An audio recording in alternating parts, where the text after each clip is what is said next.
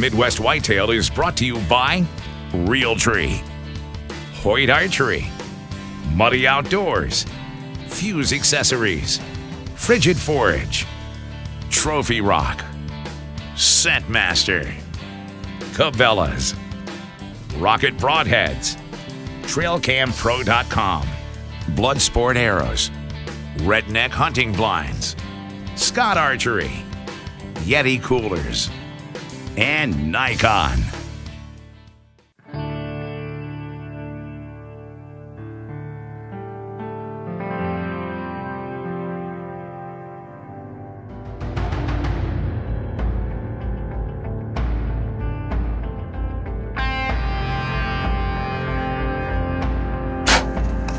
I just shot an old nasty deer off this farm, Cheech. Just an old gray-faced warrior, you know.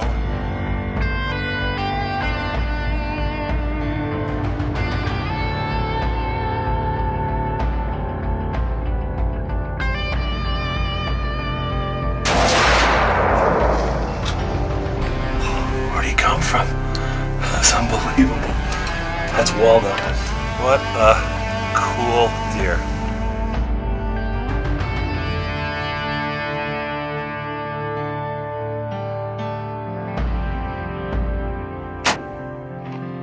A slob.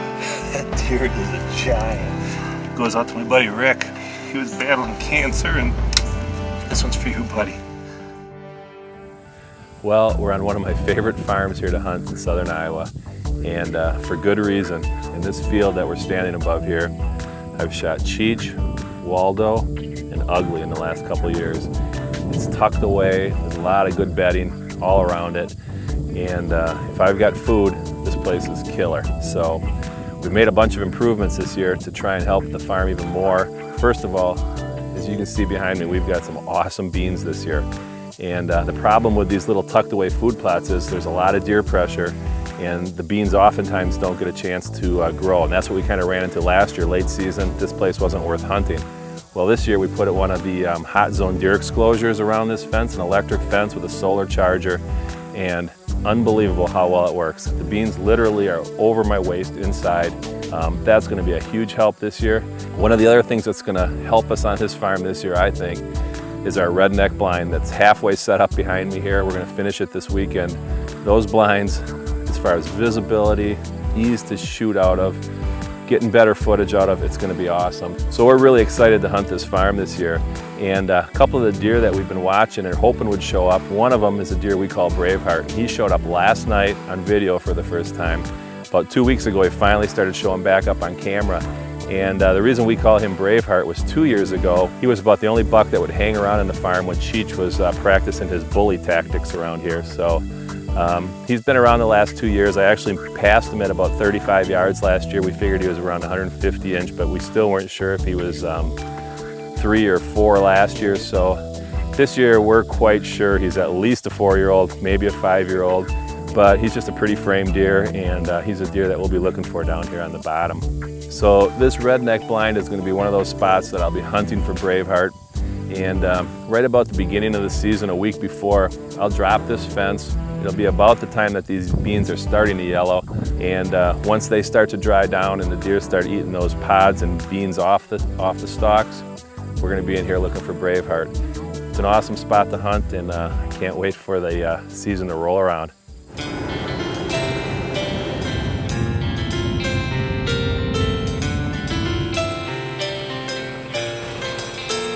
We're over on the other farm here, and a couple of the deer that we're going to be looking for here are a couple of old familiar guys. First, we've got Flip Flop, and Flip Flop's a deer that we've been watching since he's 2.5 years old. He's got a wounded back left leg that he literally walks on the back side of his hoof, and so he's real recognizable. Every time you see him in a trail cam, you know it's him.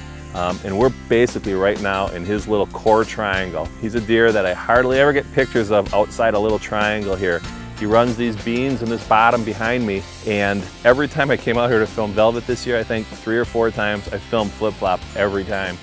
And he comes out of this thick bottom, and I think what he's doing is actually bedding up on that side hill, crossing the big creek down in the bottom and working his way in here. And I believe every time I've seen him, except once, he's crossed the fence in exactly the same spot. One of my strategies I might even try and do is tuck a double bull blind in, or some sort of a ground blind right underneath one of these cedar trees. If he keeps coming in that same spot, he's crossing it probably just past 30 yards, and you'd see him coming through that bottom before he got here. I'm on a little farm road here in the middle of the farm, over a crest of a hill. I could slip in here without making a peep. Be a perfect ambush spot with a west wind. These beans look actually good. There's a lot of pods in there, and there's actually beans in the pods, which is awesome.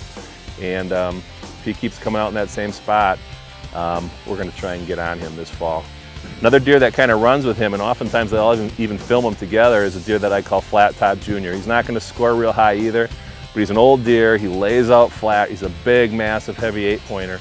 And I filmed him right in this field behind me 3 or 4 times this year in velvet, along with flip-flop. So we are in their core area. We're gonna try and get some good food in here that they're gonna not be able to resist. And we're gonna try and get one of those deer on the ground this year.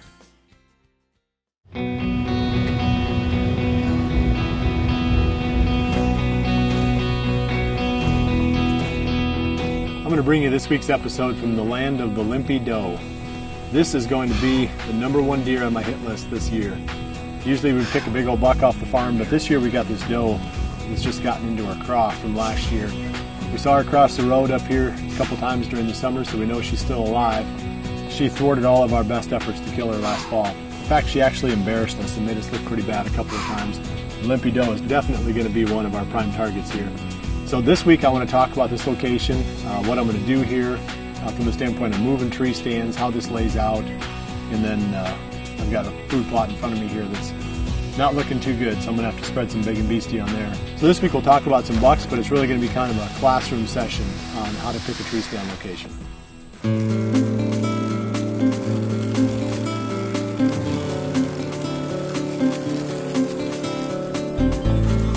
One of the cool features about this spot is the access to get in here. There's a creek right down here to my left, and we'll walk up and peek over the bank in just a second here, but I can basically, starting back at the road, I can drop down into this creek, and I can stay out of sight from any deer that are up in the timber here, and really any deer that are even in this food plot. We can pass right down below on the back side of that bank and go swing around this whole thing and pop up into that tree stand right over here. The other thing we figured out last year that makes a lot of sense, we didn't start doing it until about halfway through the season.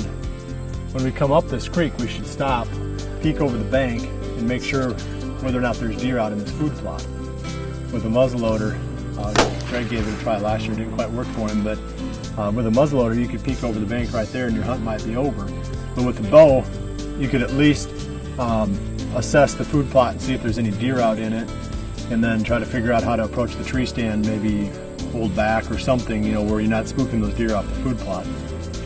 It's kind of nice to be able to check that stuff out, and having that steep bank is kind of a cool feature of this entry route.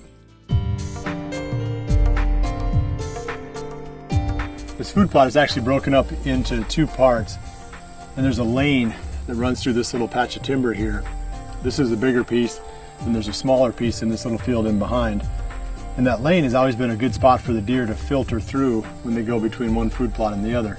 And I think that's going to factor into where we put the tree stand. That's where it was originally, and I moved it up onto this grassy hill because it seemed like the mature bucks would stage up on that hilltop and sort of look down on this field and not actually come out into it. So it made sense to be up there. The only problem is there's no trees up there where you don't stand out like a sore thumb, and it's a lot trickier to get the wind right and not have any deer get downwind of you when you're up there. A lot of times you'll be tempted to do that, and sometimes you just have to learn by trial and error. But I tried to get really to have my cake and eat it too, and that was to hunt the spot where I was seeing the most mature buck activity. So I'm gonna have to fall back again, get closer to the creek down here where this lane comes through the timber. And like I said, the deer like using that anyway, and if nothing else, that might be a good place to kill the Limpy Doe. And I wouldn't say that we've definitely left any shooters right here from last season. There was a deer that we tried to kill. He's an older buck. He was probably 5-6 years old plus. So whether I shoot him or you know, one of the cameramen that's out filming with me or whatever, that would definitely be a buck that we would want to target. So let's go back here. I'm going to show you that the back side of this. And then as we go through here, I'll show you this lane going through the trees too. You can kind of see the tree from right here that I moved into. It's that big bur oak tree. And there's a couple of downsides to that. I talked about the fact that I sort of stick out like a sore thumb up there. That tree does lose its leaves pretty early. The bigger issue with that is the fact that there's no safe wind, because if you're sitting up there, if it blows this way, it's blowing into this food plot. If it blows that way, it's blowing into that food plot. If it goes that way, it's going into the timber where the deer are coming from. Same thing if it blows that way. It's blowing out into that little CRP patch where the deer cut across. So there's no safe wind here. And then when it's time to climb down, you're exposed coming off across that grassy hill for any of the deer that are down in this food plot. I'm going to finish spreading this little piece of the field, and when I get down here, I'll show you why this other location, from a strategic standpoint, sets up a lot better.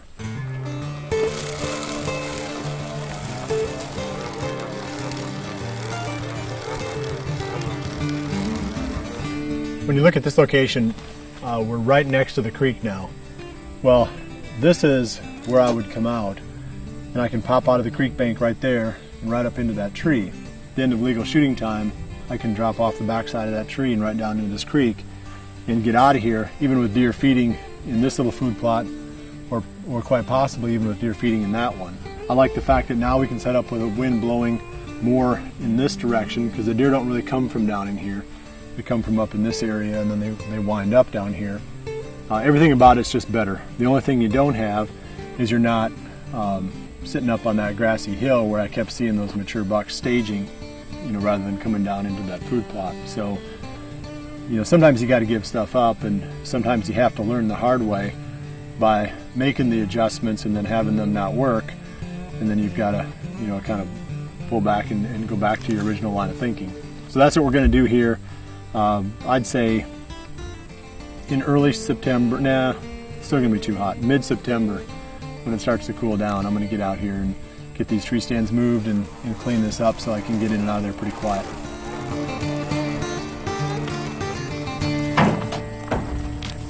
This should be an interesting spot as we profile this season.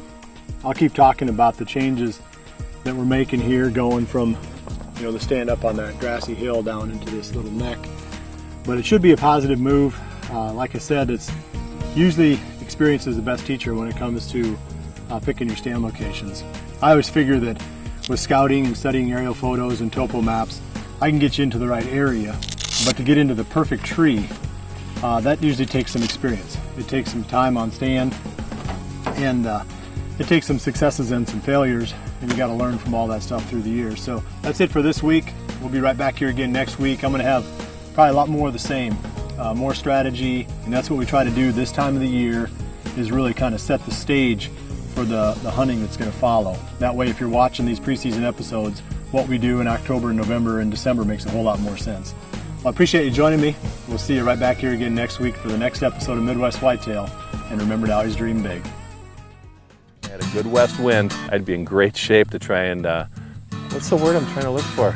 I'm trying to, I keep wanting to say sabotage, but I want to say surprise him, like be there and surprise him. What is the word? Ambush him. Yeah, that's what I'm trying to say.